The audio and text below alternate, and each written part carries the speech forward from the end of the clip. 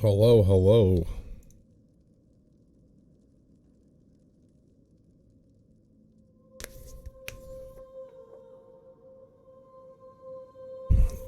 It is that time. Everybody's favorite, well, at least my favorite, WoW holiday. Good old Hallows End.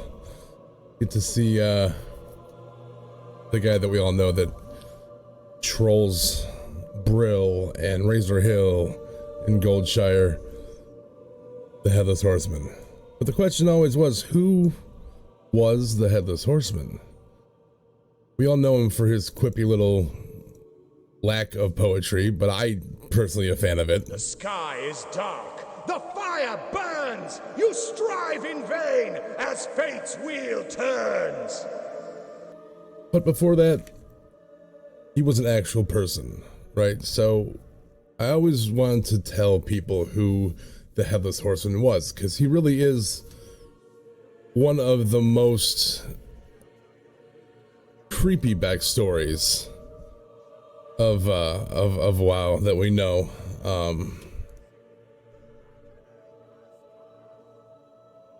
As far as his origin, right? So let's get into that a little bit, and yeah, hopefully you guys will learn something.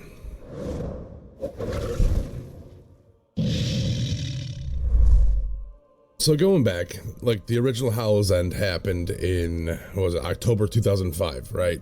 They were part of patch, I think it was 1.8. It was a far cry of the elaborate holiday that it is today. You know, today we have quests, achievements, and vendors, and masks, and ghosts taunting us, but it wasn't always that way. No one knew the horrors that gave the Headless Horseman the fervor that he carries when he's trying to carry out, in his mind, his righteousness, right? So if we go back about 20 years after the Dark Portal, Prince Arthas himself had taken fleet to Northrend, right? And the Order of the Silver Hand, you know, that awesome, prestigious order of paladins and those who serve the light, had been stretched out very thin, fighting what at the time we thought was a terrible plague. But week by week, villages in the rest of the Eastern Kingdoms were barely being protected. But at the same token, the scourge that was coming through and attacking these villages and taking them over kind of outnumbered the Order of the Silver Hand, or the Knights of the Silver Hand, by 5-1. Commanding the pursuits of Prince Arthas was this guy by the name of Sir Thomas Thompson. He never really had a doubt of Arthas's orders, but there was one conflict that lies right into the sacred charge of that is at the very core of the Silver Hand. It's to protect the people of Lordaeron. Lord Uther Lightbringer, which everyone knows, was persistent that there had to be another way. So he wasn't towards Arthas's turning. He just wasn't on board. Sir Thomas, on the other hand, kind of abided by his prince's orders. No matter the amount of time of devotion or prayer, the people of Stratholme were dying. Sir Thomas was constantly questioned why nothing was working, or how they were only able to slow this plague down instead of simply driving it away. The supplies had started growing a lot shorter as time went on, and we're mostly running off of simple grain coming from Anderhall. And it was becoming apparent that the healthy were starting to suffer just as much as the sick. Thompson also thought to himself that this suffering must certainly serve as some kind of higher purpose. He just hadn't seen it yet, right? So he would spend his evenings, bowing his head in prayer and focusing heavily on the communication with the light. And it was then, at that time, that in one random night, a squire by the name of Philip was holding this scroll. And he had news that 3 wagons, stocked full with food, had arrived, mostly grain. It was provided by Aurelius Rivendare, who we all know now as Baron Rivendare. He's a very wealthy, not really a bureaucrat, but almost like a socialite at the time. He was very highly revered, had money more than anyone could count in 2 lifetimes. He supplied this grain. So Thomas had Philip bring not only his home, but to start distributing the food throughout. All the while, he himself chose to embrace hunger. He thought that maybe a hunger, not necessarily a strike, but staying in that mode would help clear his mind. And then he started to pray for this better understanding. But that same night, his hopes were kind of shattered. His prayers kind of twisted into a mockery that he was personally finding hard to fathom. The grain would somehow transform these people into these mindless slaves of the Lich King's pure iron will, right? So Sir Thomas carried out his orders and purged thousands of residents within the walls of Stratholme to help cleanse this horrible disease that was destroying every inhabitant. So the soldiers up to the Silver Hand were at that time convinced that the plague wouldn't stop at Stratholme, and were concerned of what they should do once that conflict had been, carried out. Should they go to the next town proactively? What should they do? But then they got orders from Baron Rivendare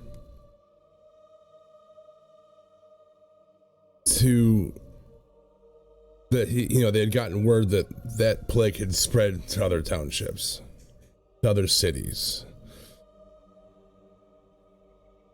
Sir Thomas took that burden almost to a fault on himself. He was racking his brain left and right.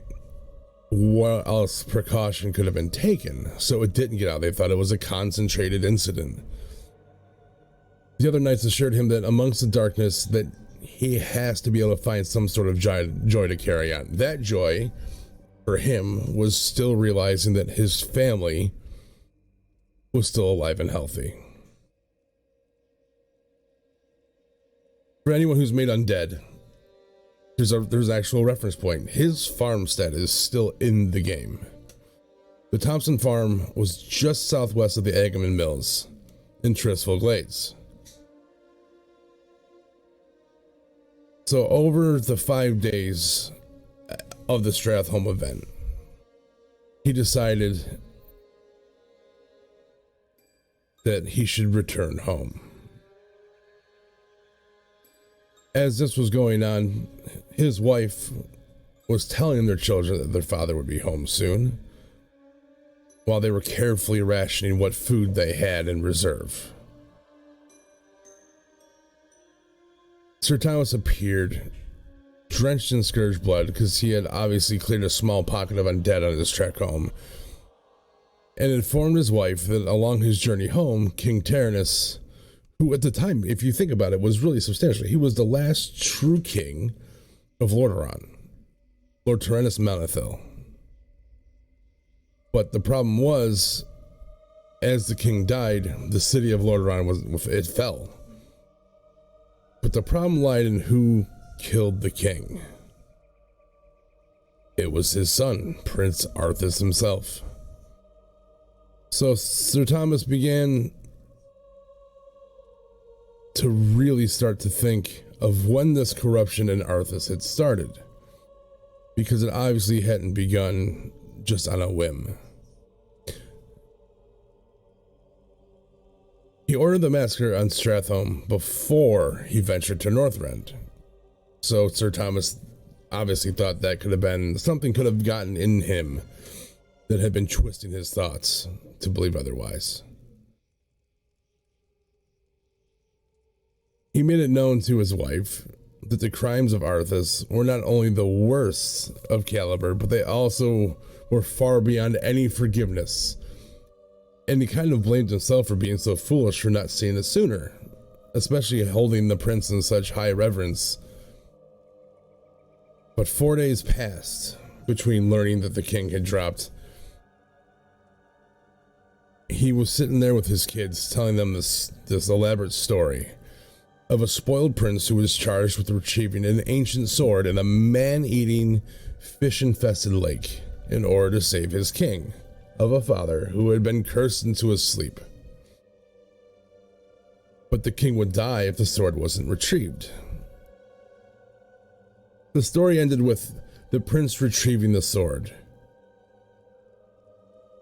by jumping to the bottom one last time to retrieve the sword and throwing it to the land before it was just the nick of time.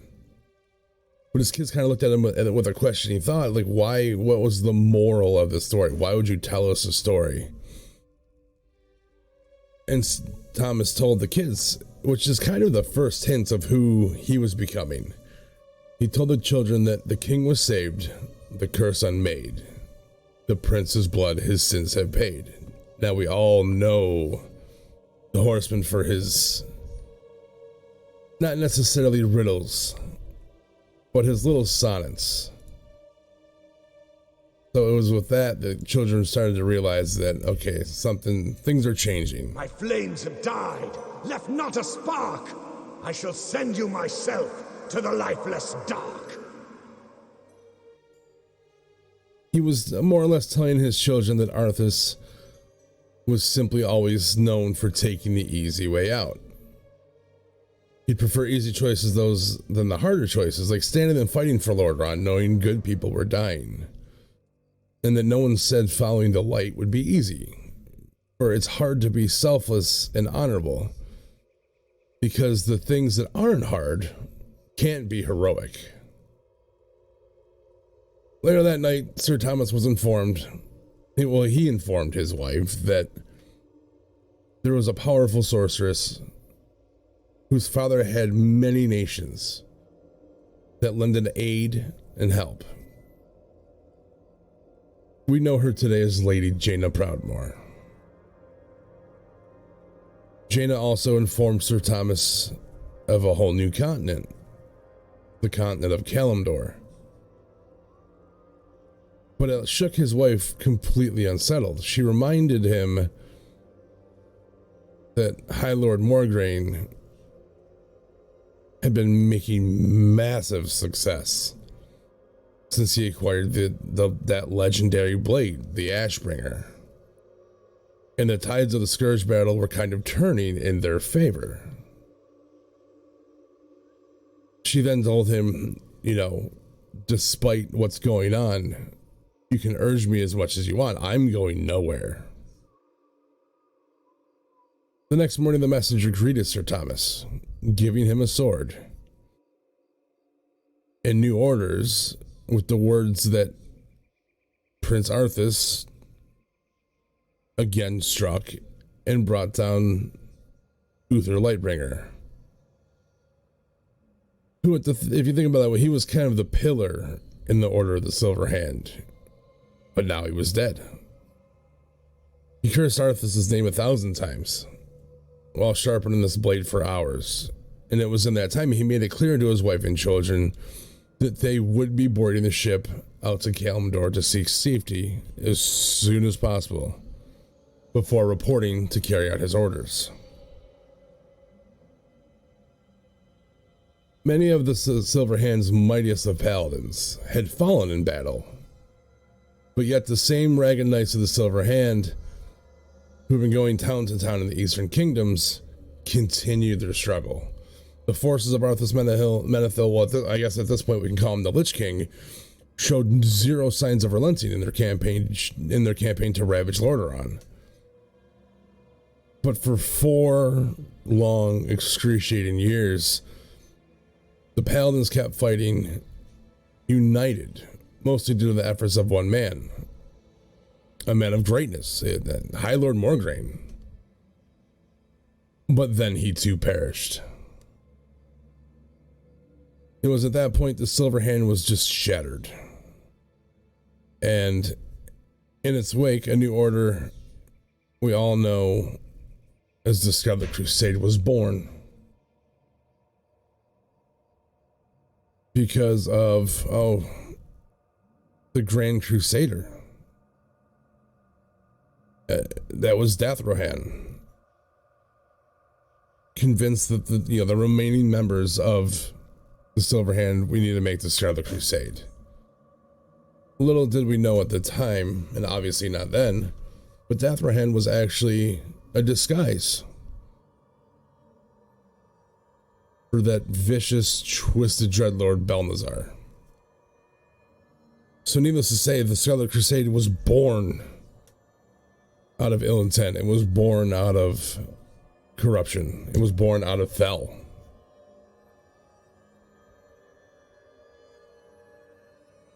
Unfortunately, as time went on, the costs seemed to grow higher with every battle. And it was so bad that even the Crusade themselves started counting of those they had purged. It was that time that the Scarlet Crusade arrived at a town that seemed to be solely inhabited by those led by a scourge conspirator, filling the town with people unknowingly waiting to be turned by Scourge. But Sir Thomas was so hardened and tormented through this entire process in this lengthy battle-turned-war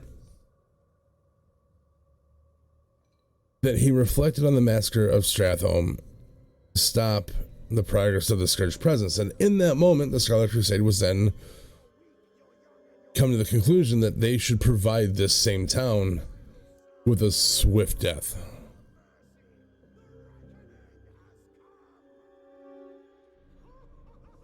About 2 months later, about an hour's ride north of Dason's Tears, right? To the next town, Sir Thomas charged through the gates, slaying innocent inhabitants in the name of the light to save them from this excruciating pain that he thought was inevitable. At the very end of it, the last strike of his sword, he realized that the faces he just made drop to the ground were a little too familiar.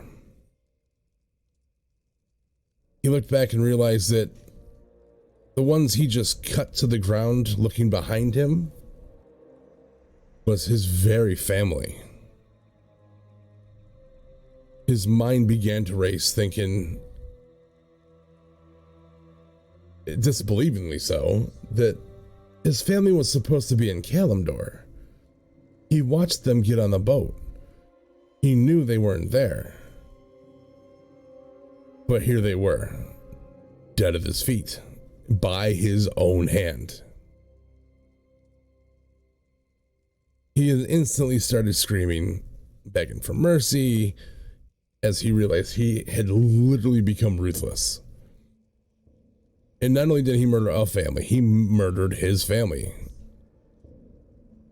Being ripped away from their lifeless bodies, he realized in the light had no mercy left to give him. He was locked up in the Scarlet Crusade, or in the Scarlet Monastery. And he kind of lost himself to grief, realizing his family had been infected and slain by himself. He then had been brought to reflect into a chamber where he was locked in, where all he could do was sit and heal, at least so the rest of the Scarlet Crusade thought. But what was actually happening was Balnazar was in his brain telling him that everyone was a threat, living and dead. So he kind of more or less became his pawn without knowing. The other members of the Crusade brought it to the attention of Grand Crusader Dathrahan. They feared there was more at work than simple grief. Sir Thomas told, they told him of the hollowing and the sobbing and his inhumane laughing they heard coming from his room, paired with chilling rhymes that stay in their mind and even provoking nightmares. The sky is dark, the fire burns, you strive in vain as fate's wheel turns. The Grand Crusader kind of ensured them that everyone deals with grief in their own ways, knowing damn well that he was a huge component to this. And not to worry. He argued within himself that solitude had been proving very helpful for Sir Thomas, and that perhaps a change of pace would be in order. On that day, Hollow's End, that we all know to come and love, had certain traditions that shouldn't be ignored no matter the situations, specifically the Wicker Man.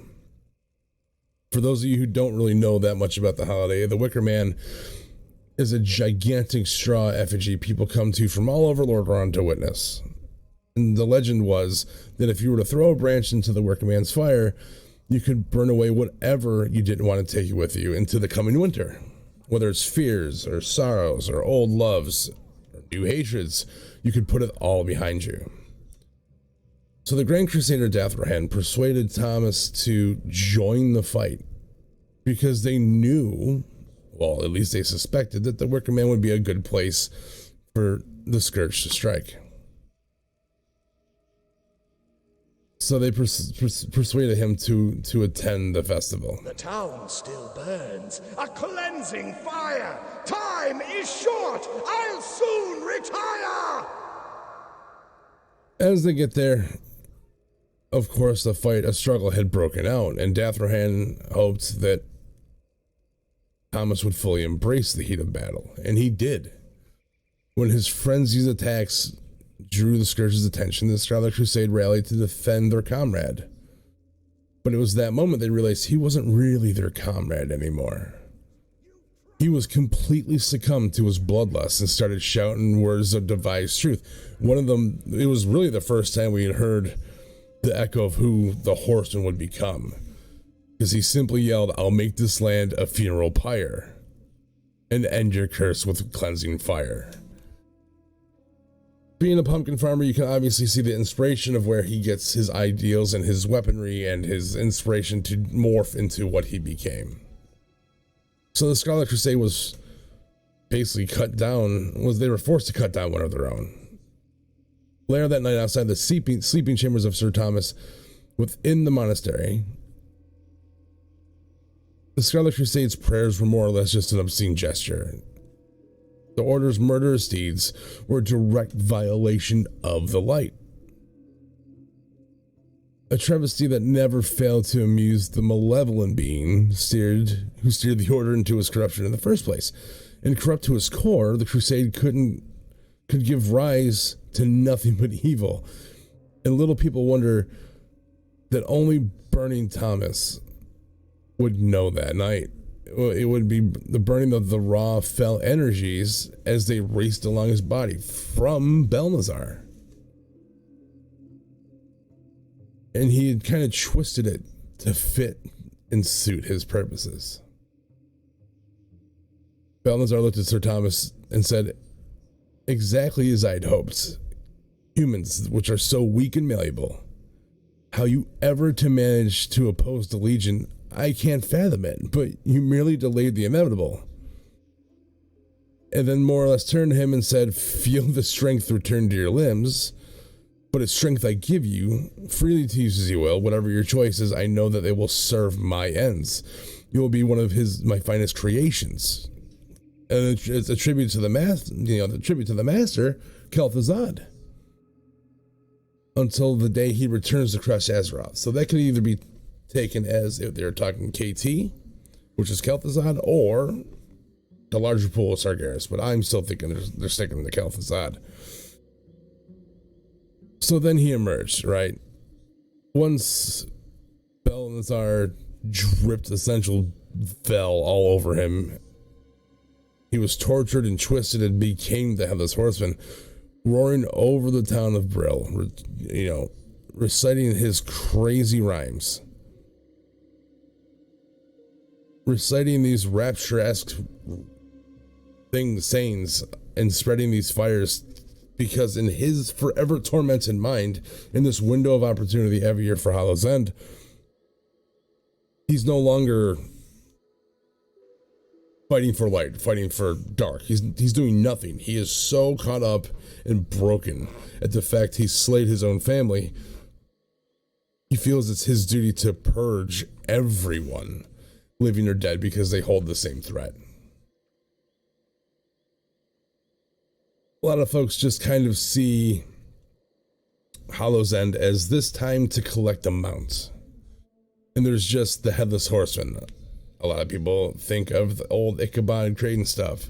But the fact is, it's another level of why WoW is above par. No one would ever have thought that this boss to encounter would have an actual backstory. To know he had an actual, it wasn't even just backstory. It's family. It's a crazy task. It intertwines so deeply to major lore characters.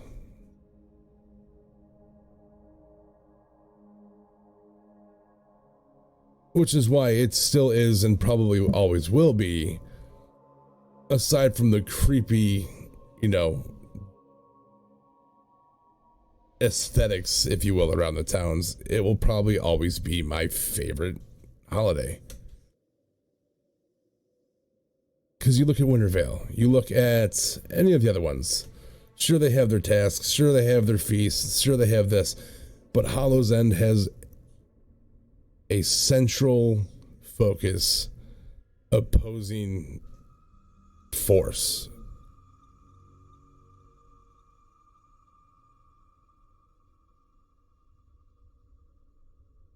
So every year from thus forth, we'll see the horsemen. We'll call them in, we'll all go to Scarlet Monastery Graveyard and wait for that wonderful little quip when we click that pumpkin. It is over. Your search is done. Let fate choose now, the righteous one. But that's I hope everyone enjoyed that little history lesson. I myself, even though I have the mount, will be running it every day, and I hope to see some of you guys in there too.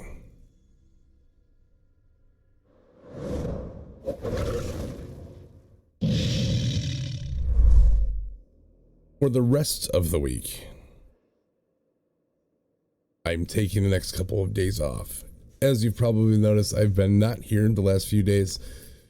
We're getting ready to prepare to surprise the kid. And that's about all I'm going to say in case he watches this. So if you guys are around, keep an eye on the Twitter, which is on almost every screen, and I believe it's right here as well, for revealing of that. I hope everyone who I don't see has a wonderful Halloween in the real world that we all know and truly, exist in. But I will see you next week. Next week's topic will be a lot more normal. I had to do the Horseman. I had to. It's literally my favorite story to tell, aside from that of which how Invincible came to be a mount. That's for another time though, friends. That is not something we're going to talk about now. But I'm thinking next week we'll cover something that we've all encountered, and those of us classic players truly hate with a bitter rage, but everyone has at some point or another come across these guys, and I'm talking then, of course, of the Furbolgs. But until then, friends, I will see you next week. Have a wonderful, wonderful holiday this coming weekend. Be safe, have fun, don't get too crazy. I mean, or do. Just, you know, be safe while you do it.